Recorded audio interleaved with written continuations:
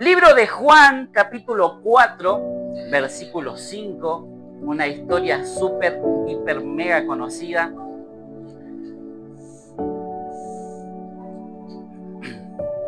Que el Señor nos va a hablar en esta tarde, que nos va a romper un poquito, y es bueno que nos rompa un poquito.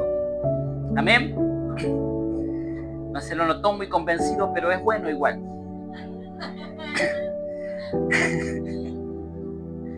No nos gusta, pero es necesario que a veces el Señor nos rompa un poquito. Porque abajo de toda esa cáscara que nosotros tenemos está lo que Dios diseñó, que es lo lindo, bueno, agradable y perfecto. Dice la palabra del Señor, libro de Juan, capítulo 4, versículo 5. Vamos a leer varios versículos. Dice, llega pues a una ciudad de Samaria llamada Sicar, hablando de Jesús, cerca del campo que Jacob dio a su hijo José, y allí estaba el pozo de Jacob. Y Jesús, cansado de la jornada, se sentó precisamente junto al pozo. Era como la hora sexta.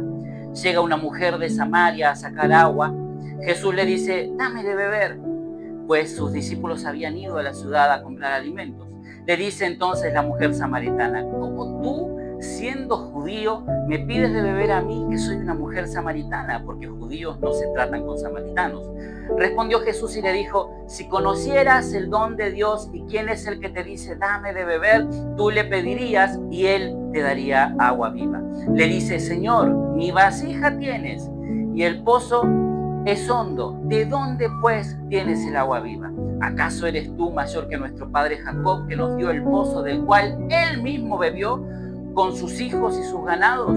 Respondió Jesús y le dijo, todo el que bebe de esta agua tendrá sed otra vez, pero el que beba del agua que yo le daré no tendrá sed jamás, sino que el agua que yo le daré se hará en él una fuente de agua que brota para vida eterna. Le dice la mujer, Señor, dame esa agua para que no tenga sed ni venga aquí a sacar. Le dice, ve, llama a tu marido y ven acá. Respondió la mujer y le dijo, no tengo marido. Jesús le dice, bien dijiste, no tengo marido, porque 5 maridos tuviste y el que ahora tienes no es tu marido. En esto has dicho verdad. Le dice la mujer, Señor, veo que tú eres profeta. Nuestros padres adoraron en este monte y vosotros decís que en Jerusalén está el lugar donde es necesario adorar. Jesús le dice, mujer, créeme que viene una hora cuando ni en este monte ni en Jerusalén adoraréis al Padre.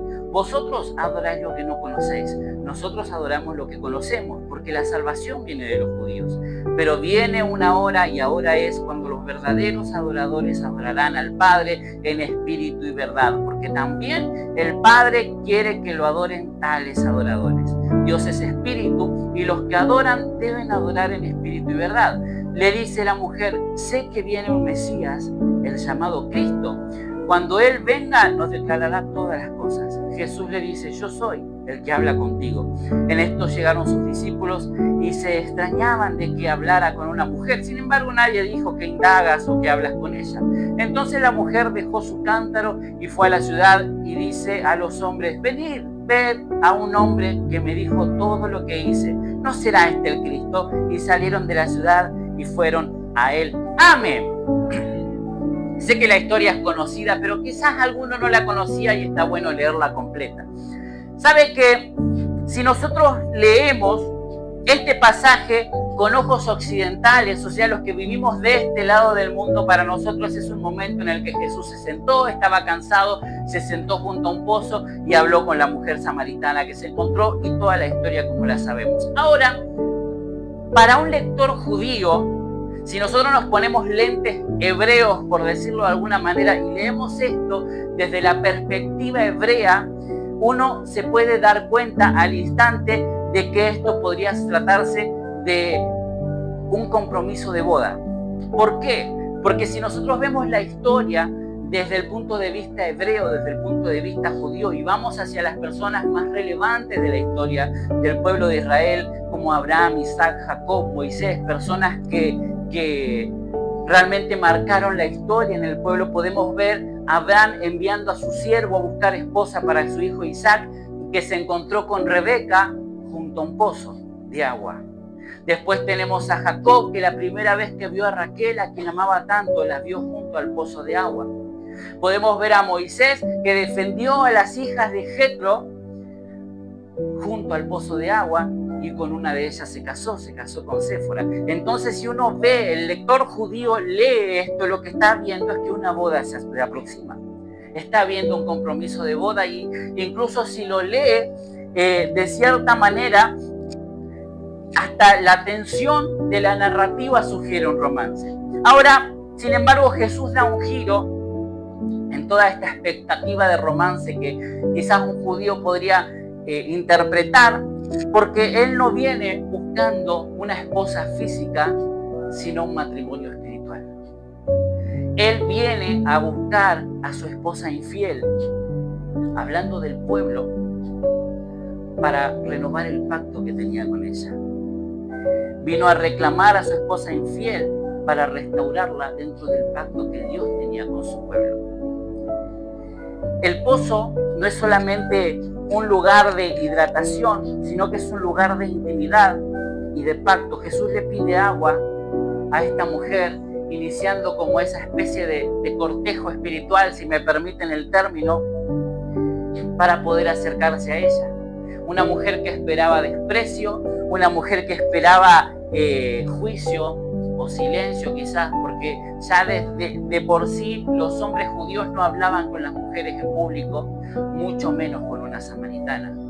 Los judíos despreciaban a los samaritanos, otro día contamos la historia, pero se encontró con una propuesta de parte del Señor, con una propuesta de amor eterno que venía exclusivamente a hablar con él. Jesús no espera de nosotros una relación a distancia. Jesús espera de nosotros como iglesia una relación conyugal de compromiso. Él es el esposo. Él no es alguien lejano. Él espera que nosotros tengamos una relación cercana e íntima con Él. Que tengamos una relación apasionada y comprometida con Él. Para que nuestra vida pueda ser entregada por completa al Señor. Ahora, el detalle del tiempo, de la hora, del momento en el que ella estaba en ese lugar es crucial y no hay que pasarlo por alto, porque dice la Biblia que era la hora sexta, era como la hora sexta. La hora sexta dentro del sistema judío era alrededor de las 12 del mediodía. El Medio Oriente, a las 12 del mediodía, el sol está en la punta más alta, en lo más alto, el momento más caluroso, llega a haber 40, 50 grados en aquellos lugares, y esa era la hora que ella había decidido para estar en ese lugar. Las mujeres solían ir a buscar agua por la mañana, bien tempranito, cuando estaba fresco, o por la tarde, ya cuando el sol se cuando el día ya estaba más fresco, cuando el clima estaba más fresco, y el hecho de ir a buscar agua era como un evento cultural para las mujeres. Era un momento en el que ellas iban, se ponían a conversar, se contaban noticias, chumeaba más, ¿no? Era el momento en que ellas se encontraban y podían conversar. Ahora, nadie, absolutamente nadie, iba al mediodía a buscar agua, salvo que quiera volverse invisible. Invisible de las malas miradas, invisible de las críticas, invisible del juicio de las personas, porque era una mujer de mala reputación. No era una mujer con quien conversaban que ella vivía una vida recta, culta, moralmente hablando, dentro de lo que se entendía en la cultura. Era una mujer que era criticada. Entonces ella eligió deliberadamente la hora del fuego, la hora de más calor, la hora donde el sol pegaba con todo y estaba dispuesta a soportar todo ese calor sobre el cuerpo, más el peso del cántaro sobre su vida, con tal de no aguantar el calor de las miradas de juicio de las otras personas, los insultos, las críticas, las murmuraciones por detrás, escuchar que otras personas hablaban a escondidas mientras la veían, que uno piensa que en otro no se da cuenta, pero todos se dan cuenta. Entonces ella prefería ese momento de sol, de más ardor, porque sabía que no se iba a encontrar con nadie. Ese pozo al mediodía era tanto su refugio como su cárcel, porque era el momento donde podía estar sola y descansar de las miradas, pero también era un momento de mucho sufrimiento. Y lo asombroso de este asunto es que Jesús, sabiendo esto, decidió esperarla a ella en ese momento, en el medio de ese sol abrasador, para compartir con ella el calor, para compartir con ella la sed, para compartir con ella ese momento que ella estaba viviendo. Jesús podía haber llegado durante la tarde, donde se iba a encontrar seguramente con mucha gente, con multitudes a quien predicarles el mensaje del Evangelio, y la gente se iba a convertir, la gente iba a escuchar, algunos estarán de acuerdo, no, pero podía haberse encontrado con todo y predicarle a Samaria o a la ciudad de Sicar, en donde él se encontraba, y todo iba a funcionar bien.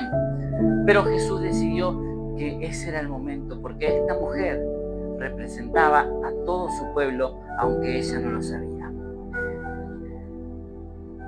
Ella estaba en su hora sexta y Jesús se encontró con ella en su hora sexta. ¿Sabes por qué? Porque Jesús no espera que vos estés presentable para encontrarse con vos. Jesús no espera que estés en tu momento de victoria para tener un encuentro con vos. ¿Cuánta gente dice, ahora cuando yo esté bien, voy a ir a la reunión? Ahora cuando yo esté mejor, voy a ir a la iglesia. Ahora cuando me sienta mejor, voy a orar, porque ahora no me da la cara para orar. No me da la cara para ponerme a orar porque hice muchas cosas. Jesús no espera que vos estés bien para encontrarse con vos. Jesús espera tu hora sexta, en el momento que sos más vulnerable, en el momento que todo está mal, en el momento que ya no sabés cómo solucionar las cosas, en el momento que todo está para atrás. Ese es el momento que Dios quiere para encontrarse con vos, porque es en el momento que te puede encontrar a solas. Dios siempre está esperando ahí. ¿Cuáles son las situaciones muchas veces o dolores que tratamos de ocultar a los demás para evitar el juicio de las otras personas? Esos son los momentos en los que Dios se quiere encontrar con nosotros. Amén. Ahora, el escenario presenta también un contraste entre dos tipos de agua. Por un lado tenemos el pozo de Jacob, donde todo el pueblo iba a buscar agua, que era pozo venerado porque lo había acabado Jacob, era histórico, tenía historia ese pozo, pero técnicamente era una cisterna que juntaba agua de lluvia o de algunas filtraciones. En otras palabras, era un pozo con agua estancada. Venerado y todo, pero era un pozo de agua estancada, donde la gente iba y buscaba agua para saciar su sed. Era una cisterna profunda que tenía agua estancada y nada más que eso. Por otro lado, para poder obtener esa agua requería de un esfuerzo, porque había que bajar el balde, subir el peso con el balde de agua, llenar el cántaro y llevarse el cántaro al hombro, que también era pesado, porque no tenían botellitas de plástico como tenemos ahora. Era un cántaro pesado que había que llevar. La ciudad estaba, según los historiadores, entre 400 metros y 1 kilómetro del pozo, más lo que tenían que caminar dentro de la ciudad, que quizás no era tanta la distancia, pero abajo del sol al mediodía, con ese peso encima, te puedo asegurar que es un montón. Una cuadra se te puede llegar a volver eterna. Entonces, esta imagen de esta mujer en un pozo tradicional que simplemente tenía agua estancada, que necesitaba de un gran esfuerzo para poder llenarse y llevar el agua, es la representación justa, exacta del sistema religioso humano que tenemos hoy en día. ¿Por qué? Porque tenemos tradiciones de una herencia antigua, hacemos las cosas como nos han enseñado, muchas veces requiere de mucho esfuerzo, es una repetición diaria, pero ninguna de todas esas cosas que hacemos todos los días religiosamente sacian nuestra alma. Son un montón de rituales, de tradiciones, de cosas que hacemos porque hay que hacerlas, porque somos cristianos y hay que hacerlo, pero nada de eso sacia nuestra alma. ¿Sabes por qué? Porque lo hacemos porque hay que hacerlo. Entonces todo genera un esfuerzo. Por otro lado, Jesús viene y les ofrece un agua viva. La palabra agua viva, el término agua viva en la ley hebrea, se refiere a agua corriente, agua que no está estancada. El agua viva, el agua corriente, era necesaria y vital para los rituales de pureza. Los diferentes rituales de pureza que hay en el pueblo de Israel requerían que la persona pueda lavarse en agua corriente, por eso siempre iban al mar. Después, los líderes religiosos fabricaron lo que se llaman mikves, que son como piscinas, pero no de agua estancada, de agua que corre por una especie de túnel subterráneo, entonces siempre hay agua nueva. El asunto del agua corriente es que siempre tiene que haber agua nueva, siempre tiene que haber agua que se lleve todo lo que está ahí. Iban y se limpiaban en el agua porque el agua se tenía que llevar todo lo que estaba. No puede ser agua estancada, no puede ser agua que se quede quieta. El agua tiene que correr. Entonces Jesús lo que le estaba diciendo, esta agua que yo te ofrezco no requiere de un gran esfuerzo. Es un agua que te viene a limpiar, es un agua que te viene a saciar y que siempre se está renovando, que siempre está cambiando, que siempre está trayéndote algo nuevo. Esta agua requiere que vuelvas todos los días, el agua del pozo. Requiere que todos los días generes un gran esfuerzo. Pero el agua que yo tengo para entregarte, le dijo el Señor, es un agua que se renueva siempre y que siempre te va a saciar. Siempre va a haber algo nuevo. La diferencia es vital porque la religión es una cisterna externa a la que tenés que ir. Y el Evangelio es un manantial, el Evangelio del Reino es un manantial que te llena, que te sacia. El problema es que muchos creyentes viven todavía con el sistema del pozo, que tienen que ir y cargar. Voy a la reunión porque tengo que cargar pilas para tener toda la semana. No tienen una propia fuente. Tengo que ir a la iglesia y no digo que esté mal, hay que congregarnos para estar juntos, adorar al Señor, recibir una palabra y poder ser parte del cuerpo, eso es necesario.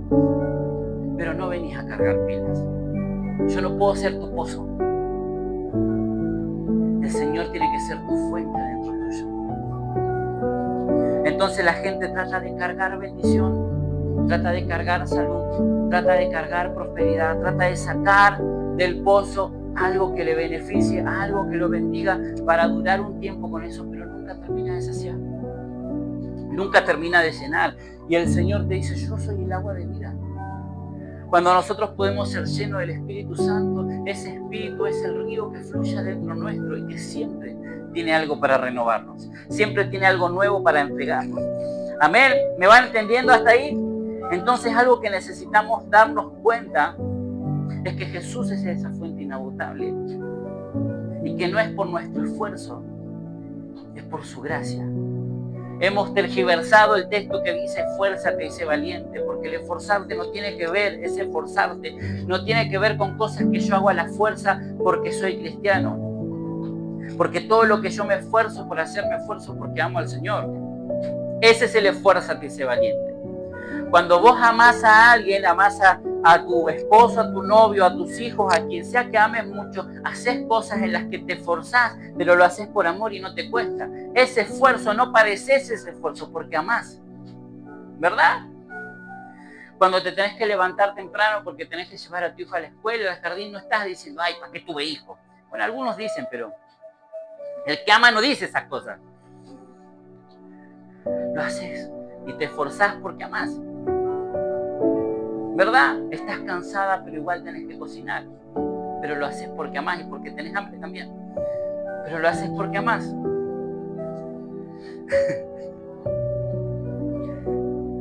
Cuando amamos al Señor, hacemos cosas que nos esforzamos. Hoy estamos acá, nos hemos esforzado por estar, pero estamos porque amamos al Señor. Amén. Amamos al Señor. Ahora, hemos cambiado esto, la religión ha cambiado esto para decir, tenés que hacer las cosas con esfuerzo, y todo ese esfuerzo que hace, entonces la gente se mata sirviendo a Dios, o se cree que está sirviendo a Dios, pero nada de eso lo sacia. Entonces después la gente se termina yendo enojada, cansada de todo, porque hizo un montón de cosas y nunca se sació. ¿Cómo experimentamos nosotros la vida cristiana? ¿Cómo experimentamos nosotros la vida de Cristo? ¿Como un fluir del Espíritu en nuestro interior? ¿O como algo que es agotador? El camino del Señor es duro, difícil. Soy cristiano. Necesito ayuda. ¿Cómo experimentamos la vida de Cristo? ¿Padeces el ser cristiano por el hecho de ser cristiano?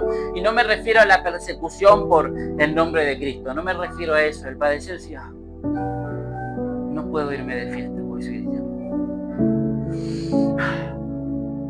Yo conozco gente así. Bueno, yo fui así. ¿O realmente entendemos las cosas que hacemos y amamos al Señor? Ahora, decía que Jesús eligió a la samaritana porque ella representaba a su pueblo. Cuando Jesús le dice a ella, 5 maridos has tenido, no está simplemente señalando un pecado moral que tenía esta mujer, sino que estaba desvelando una profecía histórica. Para entender esto, tenemos que leer y estudiar un poco más. No está este texto, no te preocupes, pero el libro de Segunda de Reyes, capítulo 17, narra la historia de cuando el imperio asirio conquistó el reino del norte, que es lo que después pasó a ser Samaria, ya por el año 722 a.C., y en ese momento deportó a todos los israelitas que vivían y habitaban en esa tierra y trajo consigo habitantes de 5 naciones extranjeras. Trajo de gente de Babilonia, de Cuta, de Aba, de Hamat y de Sefarbaim. 5 naciones, 5 maridos has tenido, pueblo de Samaria. Entonces la Biblia relata que cada uno de estos grupos de personas trajo consigo a todos sus dioses. Entonces acá está el asunto. Había gente en tierra que era de Israel que adoraba a dioses que no eran Dios. Y acá está la clave lingüística, si se quiere. La palabra en hebreo que se usa para marido es Baal. Baal también significa dueño. Baal también significa señor y es el nombre genérico que se le daba a todos los dioses en Canaán. Al decirle a esta mujer 5 maridos has tenido, no estaba solamente marcando lo que a ella le estaba pasando, sino que Jesús estaba haciendo un diagnóstico espiritual de doble filo. Le hablaba a la mujer sobre su vida inestable, pero también le hablaba a Samaria sobre su idolatría. Dice, Jesús le estaba diciendo, tú y tu pueblo se han entregado a 5 Baales. Han tenido 5 maridos. Han tenido 5 a quienes le han rendido culto. 5 señores falsos, buscando seguridad, amor, pero todos ustedes siguen vacíos. Todos ustedes siguen sin saciarse. Se han esforzado por hacer un montón de cosas, pero ninguno ha sido saciado.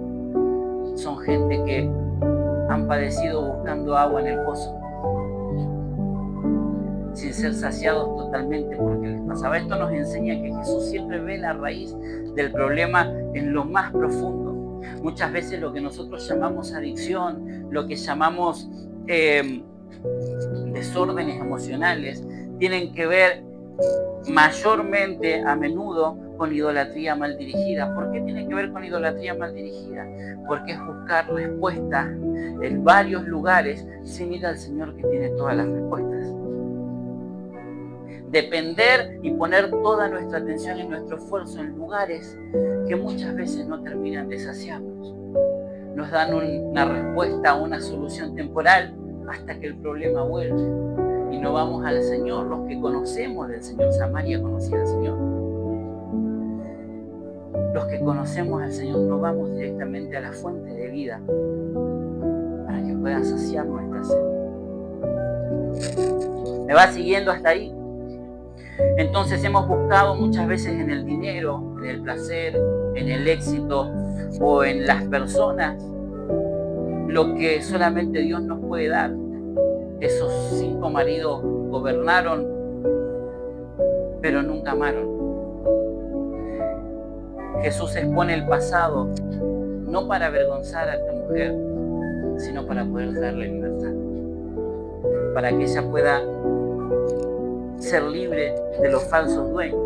Ahora, si por un momento tuviésemos un golpe de honestidad para uno mismo, sin decir nada en voz alta, ¿cuáles muchas veces fueron los señores o ídolos que gobernaron nuestras decisiones, que gobernaron nuestras emociones? ¿A dónde fuimos a buscar respuesta, aún sabiendo que el Señor tiene todas las respuestas? ¿En dónde pusimos nuestra fe? ¿En dónde buscamos la salida, aún sabiendo que Dios tiene la respuesta? ¿Cómo cambia en nosotros la visión de pecado, del pecado, de lo que entendemos como pecado, si dejamos de entenderlo como simplemente romper una regla y empezar a mirarlo como una infidelidad matrimonial con el Señor? Porque eso es lo que Jesús le estaba diciendo a esta mujer.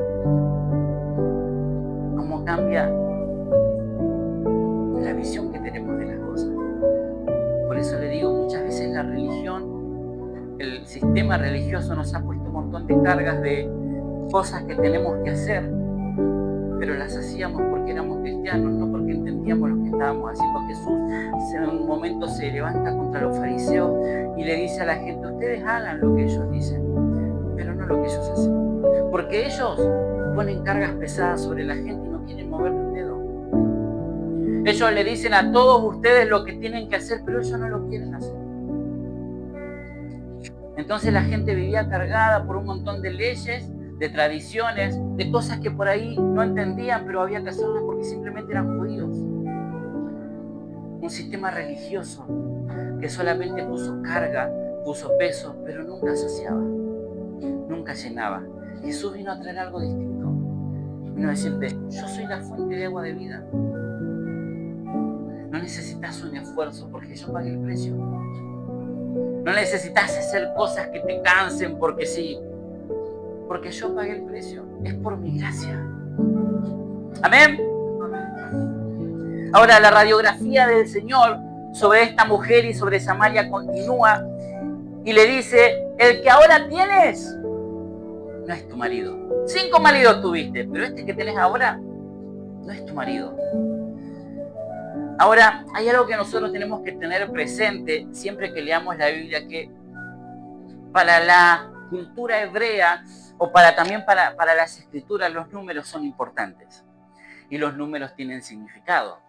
La numerología bíblica tiene un significado. El número 6 en la Biblia significa o representa en realidad al hombre que fue creado en el 6º día. Representa la labor humana incompleta que no llega al reposo divino, que es el número 7. El número 7 representa perfección y representa reposo. Esta mujer estaba atrapada en el ciclo del 6. Estaba atrapada en ese número, que significa vivir en el máximo esfuerzo humano con la máxima insatisfacción.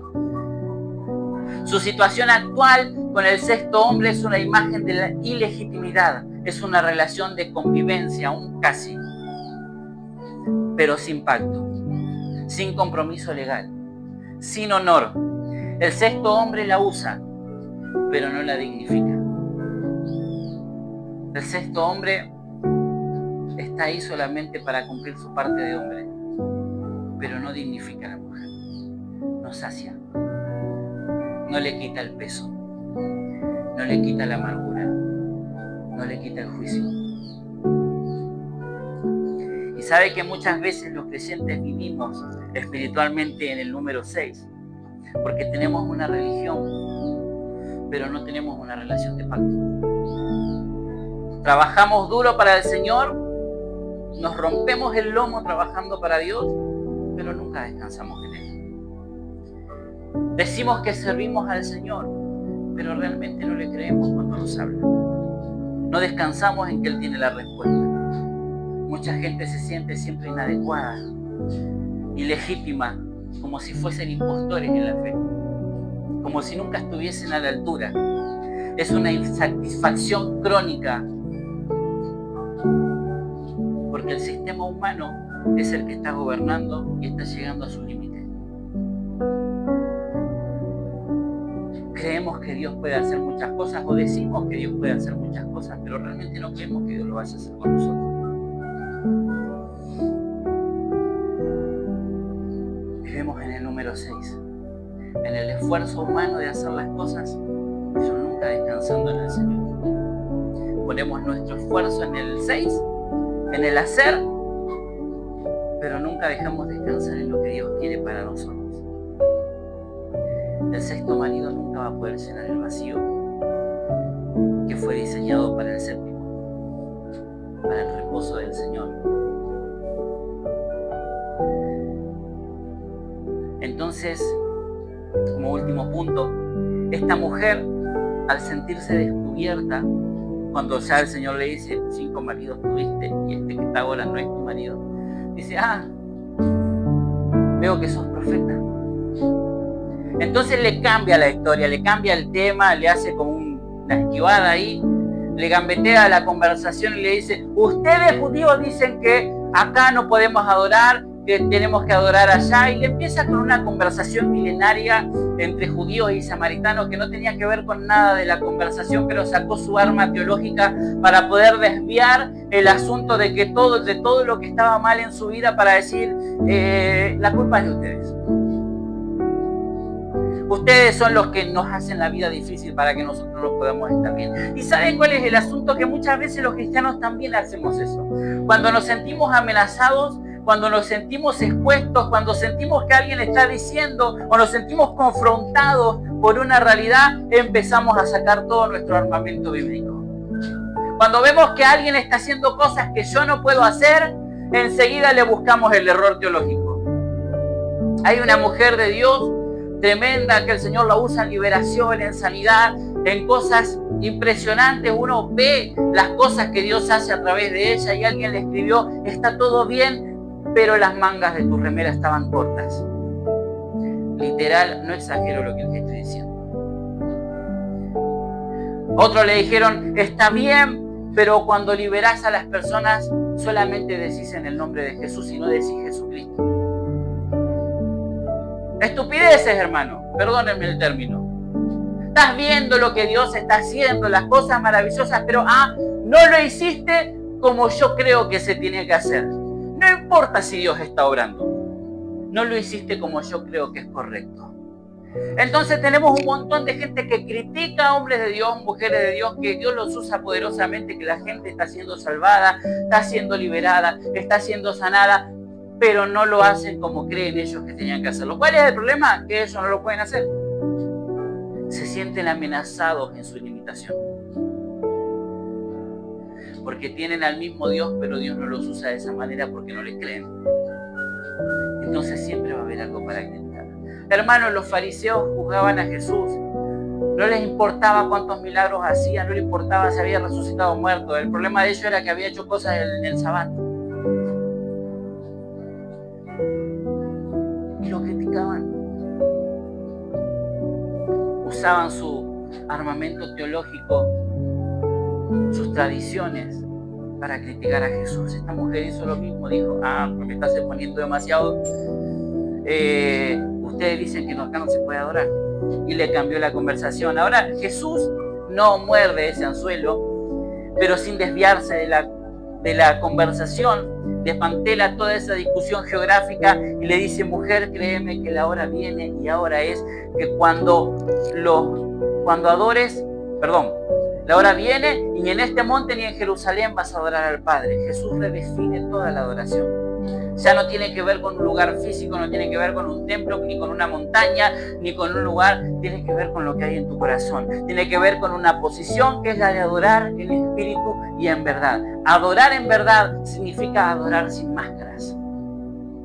Adorar con transparencia radical, trayendo tu hora sexta, tu peor momento, ese momento de desesperación, de vulnerabilidad, de fracaso, donde las cosas están mal, y ponerlo delante de la luz del Señor. Esto es lo que soy, Señor. Te adoro, Padre, pero esto es lo que soy, sin careta. Dios no busca adoradores que tengan la teología perfecta, que tengan la santa doctrina. Dios busca adoradores que le adoren en espíritu y en verdad. Mucha gente critica hoy a los grupos de danza en las congregaciones y dicen, el único que danzó realmente fue David, porque en el momento que estuvo en calzones, David lo hizo para el Señor. Porque la Biblia dice que se sacó la ropa y que adoró al Señor. Decimos, pero era David. Hermano, si yo me pusiera a adorar en calzones acá, le puedo asegurar que me apedrearían todo. No sé qué cuerpo tenía David, pero yo no lo tengo. Pero lo apedrearíamos en las congregaciones. Si David nunca lo hubiese hecho, y alguien que el Espíritu Santo lo llene y diga, yo voy a despojarme para adorar al Señor. Sobre todo en esta época.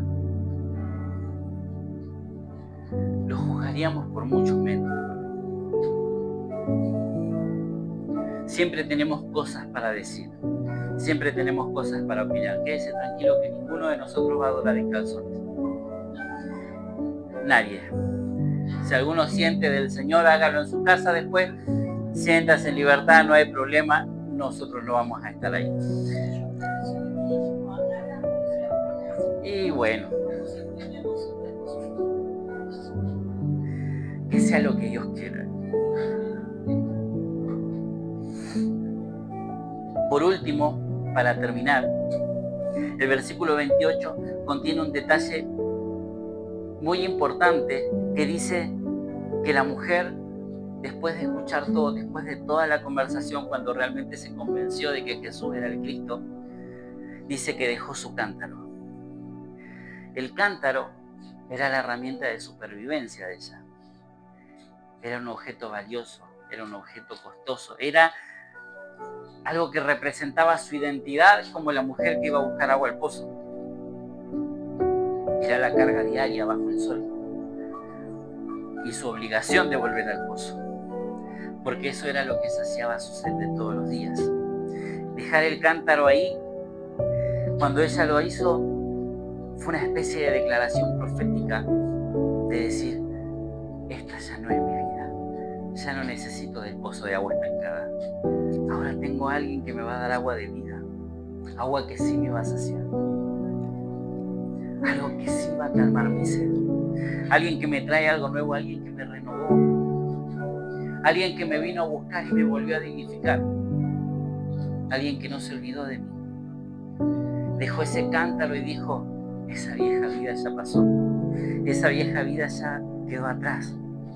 Fue soltar sus viejas maneras, su vieja vida, sus mecanismos de defensa, su victimismo, su culpa, su orgullo.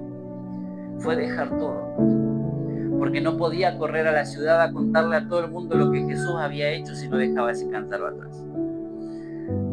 No podés avanzar hacia ningún lado si seguís llevando el peso muerto de tu pasado. No podés caminar si seguís arrastrando las culpas, los miedos, las angustias. No podés avanzar. Necesitas dejarlo atrás. Necesitas quitarte ese peso que Jesús no te está pidiendo. Estás llevando ese peso para poder saciarlo de alguna otra manera cuando Jesús te está diciendo: adentro tuyo está la fuente. El Espíritu Santo está dentro tuyo para saciar todo. Necesitas abrazar la identidad que Dios te da y soltar la vieja identidad que tenías antes. Jesús fue en busca de una mujer que representaba toda Samaria, representaba toda la nación, a una mujer infiel, pero no para acusarla, sino para que deje de esconderse detrás de su dolor y que pueda ser restaurada, que deje de esconderse detrás de su culpa y que realmente pueda volver al pacto. Muchas veces uno se siente acusado cuando alguien le dice cuáles son las cosas que tiene que cambiar. Muchas veces alguien nos marca nuestros errores y nos sentimos acusados, ofendidos, pero sabes que cuando el Señor te expone, las cosas son distintas. Porque el Señor no te expone para avergonzarte, el Señor te expone para que seas libre. Si alguien te dijera todo lo que hiciste mal, probablemente te sientas ofendido. Pero el Señor hoy te viene a decir: ¿sabes qué? 5 maridos tuviste. Y el que tenés ahora, lo que te estás haciendo ahora, no es tu marido. No tenés compromiso con eso. Yo estoy acá para ser el marido fiel. Pero no tenés un compromiso conmigo. ¿Sabes lo que hizo esta mujer cuando se sintió expuesta por el Señor? Dice que corrió a la ciudad y dijo: vengan a ver al hombre que me dijo todo lo que hice. No se fue ofendida. Dijo: hey, vengan a ver al hombre que me dijo todo lo que hice mal. Me dijo que me equivoqué. Me dijo que tuve 5 maridos y que con el que estoy ahora no es mi marido. Y se gozaba porque el Señor la había expuesto. Pero junto con esa exposición le vino a traer libertad. Junto con esa exposición le vino a traer una renovación en su vida, un renuevo. Vino a traerla de vuelta al pacto. Dios siempre vio la infidelidad de su pueblo. Pero aún así siempre viene a buscarlo. Dios siempre vio nuestra infidelidad. Pero aún así, Él siempre viene a buscarnos otra vez. ¿Saben que el libro de Oseas nos relata una historia que es muy particular? Dios le dice a Oseas, quiero que vayas, busques a una ramera y te cases con ella. Y que tengas hijos con ella. Entonces Oseas se casa con esta mujer, tiene hijos con esta mujer, actúa como marido, suple en su casa, ella no tiene necesidad de nada, no habría por qué tener que volver a hacer su trabajo anterior, porque tenía en su casa todo lo que necesitaba. Pero sin embargo la Biblia cuenta que ella extrañaba a sus amantes y volvió a su vieja vida. Aun cuando ya había tenido hijas con Oseas, no le faltaba nada, no le faltaba que comer, no le faltaba que vestirse. Dice la Biblia que ella igualmente volvió detrás de sus amantes. Y el Señor dice, así es mi pueblo. De esa misma manera, yo les doy todo.